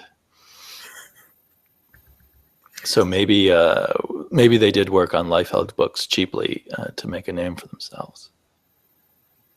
Maybe. People love to beat up Rob Liefeld, and for some reason that makes me want to defend him a little bit. All of those Image guys quickly started having other people do their books for them really early on. Well, yeah. Well, Jim, they were making so much money they didn't want to work anymore. Yeah. Yeah, I guess there's that. Which is sad because all those books are like the worst. Right. But I don't think McFarlane drew Spawn for very long at all. Or you would know better than me because you read it more recently. Well, he's he does a chunk for a while, but it's not. He also had a lot of filler talent, and Greg Capullo comes on not too far in, but Todd McFarlane stuck with it for a while. I think Eric Larson's the one that was like there and was doing it no matter what. Yeah, Eric Larson's the only one who's really stuck with it. But I feel like, I mean, I don't know for sure, but I feel like Jim Lee had a lot of people quickly jump on with him. Oh yeah, he did 3 issues of Wildcats and he was basically off of it. Yeah. Well, I'm only going to last a little bit longer. Is there anything else that we wanted to talk about? You're not reading Bizarro, are you? No. I'd love to know your take on that, since you are someone who likes a lot more humor comics than I do. I've always hated Bizarro. I can't take. Maybe you'll read it in trade someday, but maybe since I like it, maybe you won't like it. Maybe it's too Liefeld for me. It's very Mad Magazine in a way, but of course you probably didn't grow up reading Mad Magazine. No, it's just very funny to me, and it totally jokes about the whole DC universe in lots of fun ways. Jokes about Clark Kent in this issue, who gets his coffee from Lex Bucks. Oh, and he bought some coffee from Lois, and he says, "You didn't say what kind of latte you wanted, so I bought one of each for you." So he's a total toady to Lois. So that's nothing to do with the New 52 at all. Is that Welcome to Fairyland book very Mad Magazine-esque? Yeah, except in Mad Magazine they would have done it for 4 pages. So I can't imagine what he's going to do for, however, at least 6 issues probably to make a trade, or 5 issues.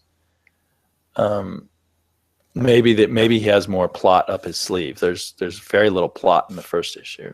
It's just she goes around shooting people and stealing stuff. Cute little kid is bloodthirsty and dishonest and psychopathic. Oh, okay, good. So, probably like you were when you were a kid. Or like your children will be someday.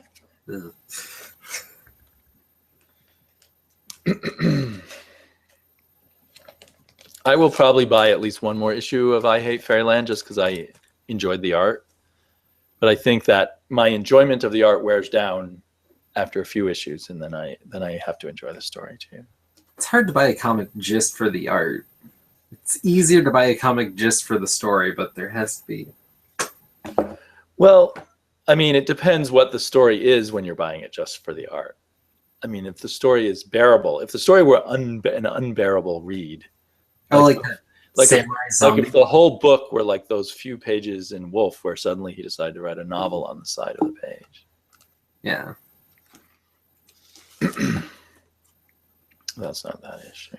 Chainsaw Samurai, that was it, wasn't it? The one where it was just that guy drawing the one guy chopping up zombies for... Oh, right. And I was a sucker on that and bought the entire series. It's not Chainsaw Samurai. What's it called? Some Samurai Cowboy? No, Buddha Cowboy? Something with cowboy in it. But that was by Jeff Darrow, who's like one of the ultimate crazy cool artists, and who almost never does comic books.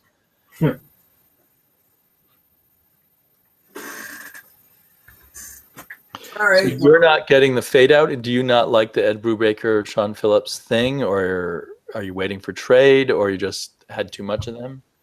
I'm not as big of a fan of their stuff. I tried reading Fatale, and I read Criminal back when. I always start on them, and then I don't think it's so much my thing. I just don't have much love for the old noir pulp kind of thing. I don't know. I thought Fatale was going to be cool because I thought it was going to be more supernatural and have more of this like female lead, and it ended up being neither of those things really. It's kind of the male gaze on the female, maybe not in the physical way, but in the emotional way. Right, and there's kind of the light Cthulhu stuff, but maybe it was there at the end. But for the first good chunk of it, it never really got there, and it just. I kind of like that, actually, where you just tease out the supernatural and it's just at the borders. I enjoy that, but I can see why you might not have liked it. I wanted more. Well, Kaiju Max, I keep trying to push on people. So when the $9.99 trade that you can get for $5 or $6 online comes out, I recommend trying that. That looks like a fun one. It looks like the crazy kind of indie art that I love. Right, and it talk about not putting things on the borders. Everything's right in the center target here of tons of monsters and monsters raping each other in jail and jail doctors falling in love with their monster patients and stuff like that. So you read that one with the kids, right? I read half of issue 1 with my daughter before I realized that I was totally on the wrong track. Because it looks so appealing to kids. And I thought, giant monsters and stuff. But no, you can't read it with kids. You're not reading Constantine with all your love of... No. So, yeah, you're reading a bunch of DC ones that I'm not reading. I didn't realize till tonight that you were reading them. Constantine and Black Canary, and there was one other you mentioned that I'm not. Green Arrow. I think those are down to. Because I was trying all the 299s between those and Omega Men. Those are what I'm sticking with. There's a few more I tried, and I just don't... They didn't grab me so much. I guess I don't think I caught up on my Midnighter, and I could try that again, but yeah, it's not the same. I found I wasn't liking the character of Midnighter. Like, he resorts to violence too quickly, and sure, there's lots of violent characters that I like, but for some reason they gave me no reason to like him or appreciate his it's funny resorting to violence so quickly. Because the Authority had all these great characters, and I felt like Midnighter was the least of them. And like, if you had a new book with the Doctor or Jack Hawksmoor, right? Or, I guess not a Falcon Lady. I can't even think of her name right now. Or Jenny Sparks. Jenny Sparks, I loved, or the new one because it was the new millennia, but they could bring back Jenny Sparks due to continuity dying.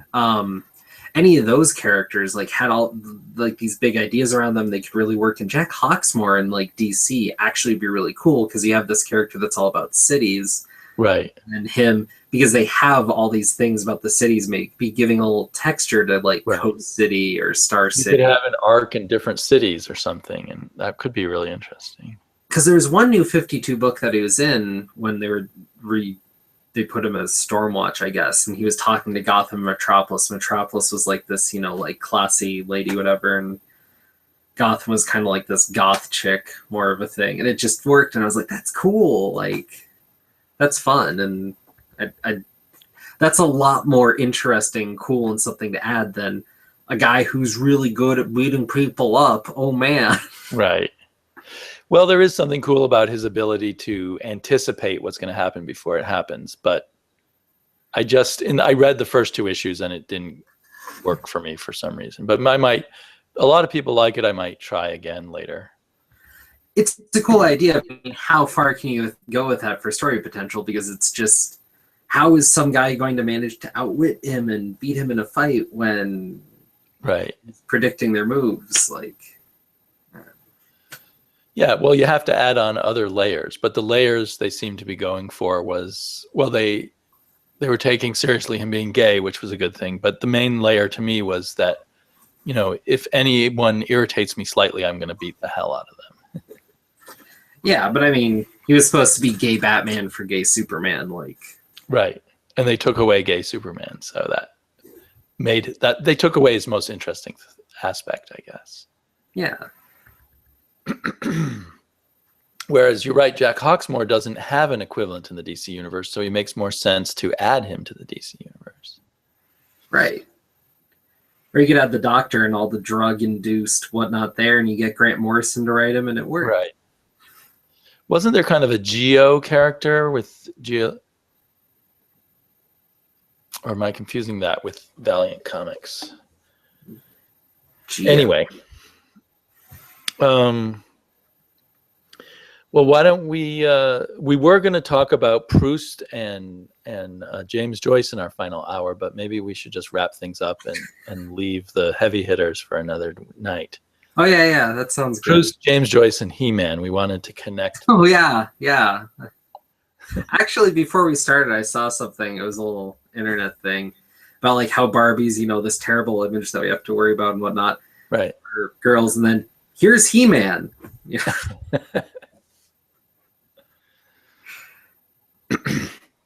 Well, I think the idea, behind the upset with Barbie was that girls didn't have enough choices. So I think that's part of why I'm not worrying about Barbie now, because I think girls do have a lot of choices now, a lot of different images to look up to. Yeah, there's more and more, and it's just you have to look for them a little harder, but that's because characters aren't as well established as Batman or Iron Man. We have to look for them a lot harder in comic books, but you don't have to look for them harder, say, in fantasy novels.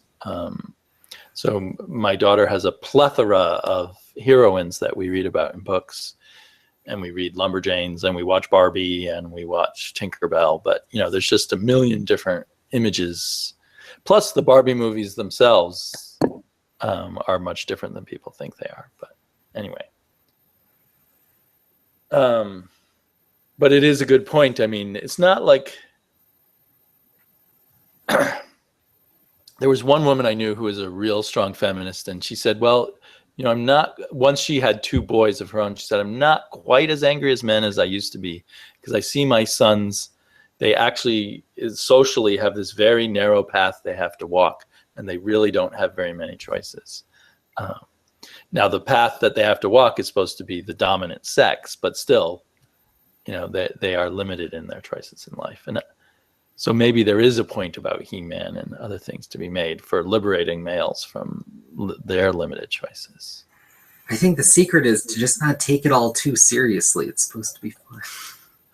But I am, I go totally manly, and there's really no other choice for me. Well, with those pecs, who can blame you? Yes. Well, I look forward to our next hangout, all Barbie. All Barbie all the time. Well, no, Barbie, James Joyce, He-Man, and Proust. Sounds good. You didn't. I assume I'm the only one who grabbed the Saints. You didn't hear of this or grab it. I don't know what it is. I attempted to talk about it in my other. It was ruined by horrible coloring, but it's actually a really good comic, new from Image. Huh.